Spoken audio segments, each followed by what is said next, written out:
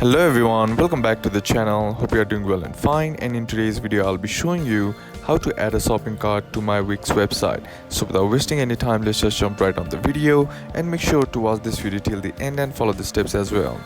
Now the first thing that you need to do is head over and open up your Wix website and be sure to be logged into your account. Now once you're logged into your account, what you need to do is tap on my site and then tap on or click on setup. And once you click setup, here what you need to do is select design your website.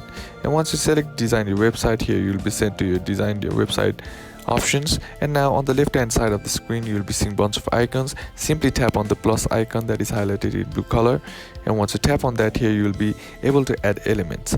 Now what you need to do is simply select the option that says store right here, and once you do that, here you will be seeing the option that says add to cart item. And now if you think this is a drag, you can also tap on the search button right here and then simply type in add to cart or shopping cart, and then you'll be seeing shortcut to add a shopping cart. Now what you need to do here is just simply drag this button and then place it where you want to do. As you can see, here is a cart icon right here, and once you do that, you will be also able to have various options to customize your cart, and like cart icon, main cart settings, manage and upgrade.